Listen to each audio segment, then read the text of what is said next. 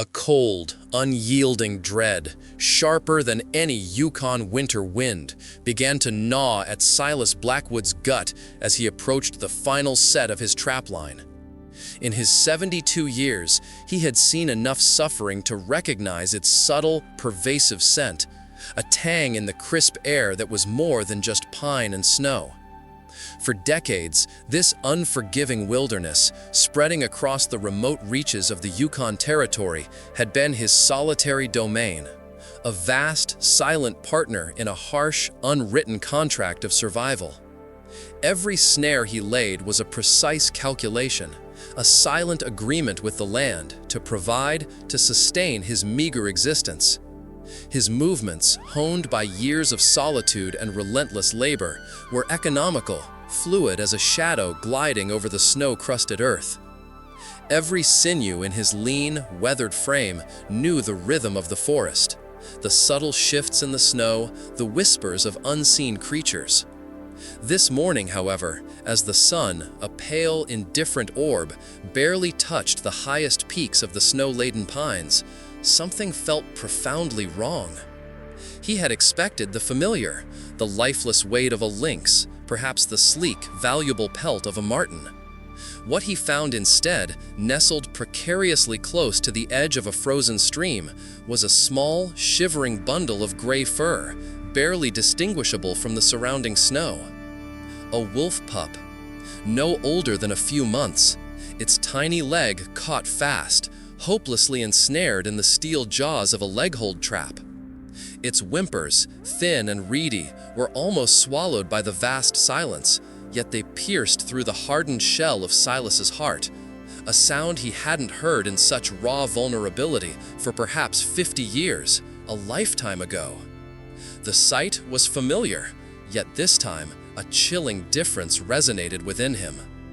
Wolves were, by their nature, rivals, intelligent, elusive, often a nuisance to his trapline, sometimes raiding a kill or spooking game. But this trembling creature before him was only a pup, not yet a threat, simply a victim of circumstance, caught in the indifferent machinery of the wild, and by extension, of his own making.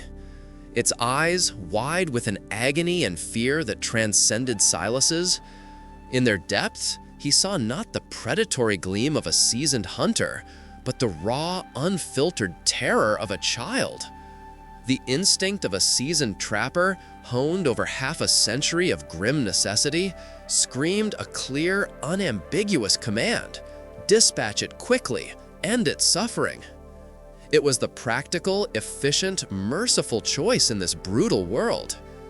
Yet another, older, long-buried impulse, a flicker of something profoundly human and undeniably raw, held his hand, freezing it in the sub-zero air. To leave it was unthinkable. The image of its slow, agonizing death would haunt him. To end its life, however swiftly, felt profoundly, intrinsically wrong, a violation of a deeper, unspoken code he hadn't realized he still possessed. The cold wind bit at Silas's face, numbing his exposed skin, but it was the crystalline clarity of his moral dilemma that truly stung, a sensation far more penetrating than the biting frost. This was not about profit, nor about survival, but about a choice that would redefine his solitary existence, a silent question posed by a dying creature in the heart of the unforgiving wild. A heavy sigh, thick with the moisture of an old man's breath, fogged in the sub-zero air, momentarily obscuring the pup's pained gaze. Silas knelt, the crunch of snow beneath his worn knees a stark sound in the stillness.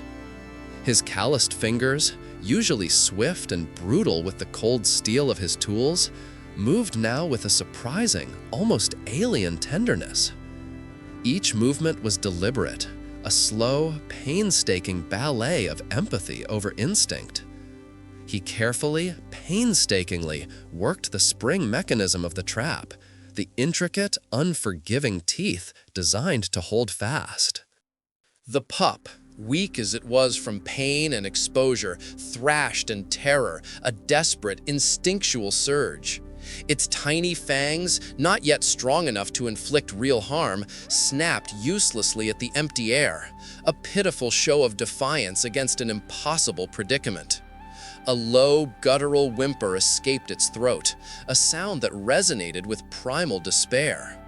Finally, with a soft, metallic clink that echoed too loudly in the vast quiet, the steel jaws released their grip. The pup's leg, when Silas gently laid it back on the snow, was a mangled mess, a grotesque parody of what a limb should be. Clearly broken, possibly shattered, bone fragments visible beneath torn skin and matted fur. Survival in the wild with such an injury was not just impossible, it was utterly impossible. Silas knew it with the cold, hard certainty of a man who had witnessed nature's brutal indifference countless times. Yet, at that precise moment, as the raw pain of the pup's whimpers filled the silence, an audacious, utterly impossible thought took shape in his mind, starkly at odds with every logical, pragmatic decision he'd ever made. That brazen, improbable thought shattered the rigid framework of more than 70 years. He, Silas Blackwood, the man who had lived by the remorseless laws of the wild, whose hands had ended countless lives out of necessity, was going to save this wolf pup. The very absurdity of it made a wry, humorless smile twist his lips. Wolves were vermin to some, competition to others, but never in all his years had one become a ward. It defied every tenet of his existence, every hardened lesson learned from the merciless wilderness. It was an act of profound foolishness, a suicidal flirtation with sentimentality in a world that only rewarded cold logic. Yet the image of those wide, pain-filled eyes, that tiny broken leg, refused to recede. Something inside him, a spark thought long extinguished, flickered to life, demanding an impossible mercy. He moved slowly, cautiously, his large, gnarled hands, more accustomed to the bite of steel than the softness of fur, reaching for the whimpering bundle. The pup, still terrified and in agony, let out a weak snarl, its head twisting, snapping at his fingers. Silas spoke, a low, rumbling murmur, a sound unused for years, meant for soothing, not commanding. "Easy, little one, easy now." He knew it understood nothing of the words, only the tone, the careful, non-threatening approach. With agonizing slowness, he gently scooped the pup up. It was feather light, a mere wisp of life, yet its fear was a tangible weight. He felt the frantic flutter of its tiny heart against his palm, a desperate drumbeat against the vast silence of the forest.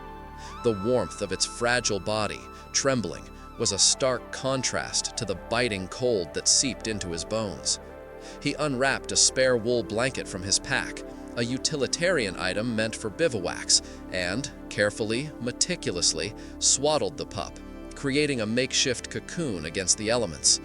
Its whimpers softened, a faint, exhausted sound, as if the very act of struggling had drained its final reserves. The journey back to the cabin, a trek Silas had made thousands of times, became an entirely new passage. Each step, usually practiced and efficient across the snow, was now weighed down not only by the pup's physical presence, but by the profound implications of his choice. He cradled the bundle against his chest, beneath his heavy parka, trying to impart meager warmth. The pup's breaths were shallow, almost imperceptible, and Silas found himself holding his own breath, listening for the next, a silent prayer forming in a heart long unused to supplication. The wilderness, usually a companionable silence, now seemed to watch, judging his impossible act. He was bringing the wild, vulnerable essence of the forest into his meticulously ordered solitude, a violation of his own rules, a gamble against nature itself. Doubts gnawed at him with every step. Was he only prolonging its suffering? Was this a futile gesture, born of weakness? But then he would feel the faint pulse, the fragile warmth, and the doubts would fade, replaced by a stubborn, almost fierce resolve. He would try. The cabin, a rustic haven of rough-hewn logs and a perpetually smoking chimney, had always been Silas's sanctuary, a bastion of solitude against the encroaching wild. Now, as he opened the heavy wooden door, a blast of warm, pine-scented air greeted him, and it felt different, smaller, more vulnerable. He carefully laid the pup, still wrapped in the blanket, on a patch of deerskin by the hearth. The heat, so comforting to Silas, overwhelmed the pup at first, making it stir with renewed whimpers. Silas knelt, his shadow falling over the tiny form.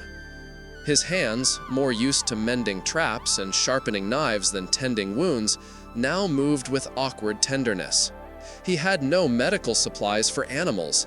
His medicine cabinet consisted only of whiskey for pain, a needle and thread for torn clothes, a few basic salves for his own scrapes.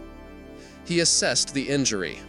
Unwrapping the blanket, he saw the leg, a sickening sight, bone at an unnatural angle, the fur matted with blood and grime. He winced. This was beyond his skills. But he had to try. He rummaged through his kindling pile for slender birch sticks, tore strips from an old linen shirt, and, talking to the pup in a soothing monotone, attempted to fashion a crude splint. The pup, whom he silently named Shadow for its quiet watchfulness and way of melting into the cabin's dark corners, flinched and snarled, a pitiful sound of pain and fear. It tried to bite, but lacked the strength. Eventually, overcome by exhaustion, it went still and let Silas work. He bound the splint as gently and firmly as he could, hoping to lock the bones in place. It was a crude job, but all he could do. The first days were a desperate battle with death. Shadow refused food, then water. With unexpected patience, Silas fed him drops of melted snow with a dropper, offered slivers of dried venison, then weak broth, holding it near the pup's nose. The scent brought little response. The pup lay mostly still, its eyes glazed. Silas rarely left its side, checking for breath, adjusting the splint, whispering encouragement. He slept fitfully, waking every hour. He was a trapper, a hunter, a man of the wild, but utterly helpless before this fragile, failing life. He found himself talking to the pup, sharing silent thoughts, decades of unspoken words. He recounted old stories of the forest, the harsh beauty of the Yukon. He expected nothing in return, but speaking eased a loneliness he'd never noticed until now. Slowly, imperceptibly, things changed. On the third day, Shadow took a tentative lick of broth. The next day, a little more. Then a piece of softened venison. Each small victory was a triumph for Silas, a confirmation that his gamble might succeed. The pup, still wary, began to recognize his presence. Its snarling faded, replaced by growls of discomfort, not aggression, when Silas approached. The cabin, formerly a bastion of isolation, now contained the hesitant breath of both man and wolf, a silent dialogue.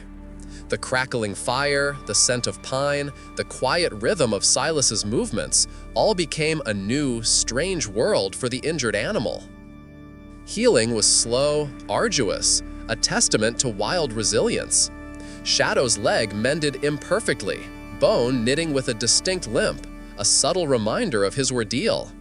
But as his body healed, a strange, unspoken bond formed. The pup, no longer snarling, watched Silas with intelligent intent, its eyes following his every move. When Silas moved about the cabin, Shadow followed, sometimes thumping his tail, a mark of growing trust. Silas found himself talking to the creature more, sharing silent thoughts, discovering a companionship he never knew he wanted. He had never kept a pet before. Animals were resources or threats. But Shadow was not a pet. He was something far deeper, a living bridge between two worlds. As weeks became months, Shadow grew. The scrawny pup became a sleek, strong young wolf, his coat thickened, his limp less of a hindrance. His wild instincts, though tempered by care and confinement, remained. He paced by the window, drawn to the forest, ears twitching at distant howls, a deep yearning inside him. Silas watched with pride and pain, knowing the wolf couldn't stay forever. It was wrong, unnatural, a betrayal of the wolf's spirit. The cabin, once a sanctuary, was becoming a cage. The decision to release him hurt more than any trap had ever done, a silent agony, a prelude to loneliness. Silas had saved a life, nurtured it, and now had to let it go. One crisp autumn morning, the air sharp with the scent of decay and winter, Silas made the agonizing journey.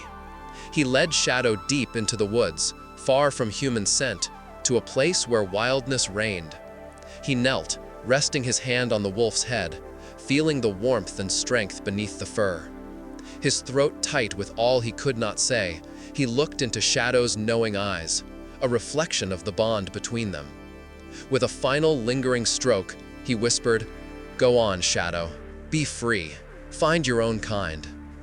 The wolf hesitated, then looked back once, a silent acknowledgement, then vanished, a gray ghost into the leaves, one with the wilderness.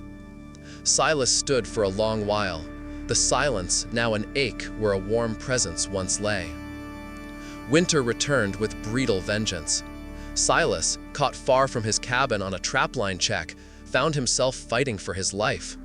He underestimated the blizzard's speed. Snow blinded him, the landscape turned featureless. A slip on an icy ridge sent him tumbling, his leg twisted with a crack. Stranded, injured, freezing, Silas knew this could be the end.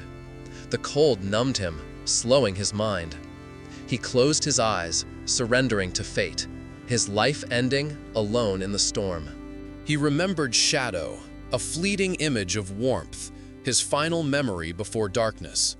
As consciousness faded, a living warmth pressed against him, a weight beside him, not the snow.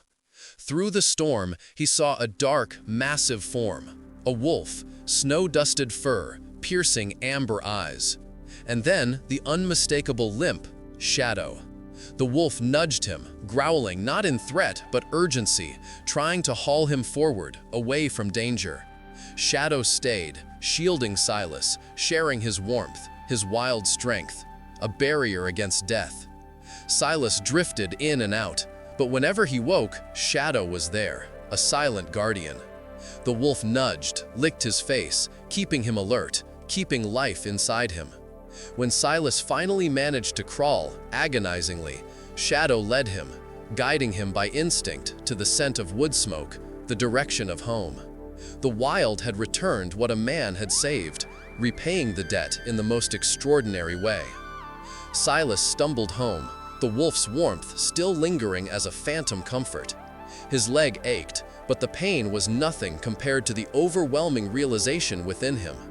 The wolf, having seen him to safety, faded back into the forest, a fleeting vision in the storm. The old man, once a hardened trapper, understood, finally, that some bonds transcend species, defy reason, and bloom from impossible, selfless acts of compassion. He had done the impossible, saving a life that in turn saved his own, proving that even in the brutal wild, a heart can break and mend in the most unexpected and moving ways.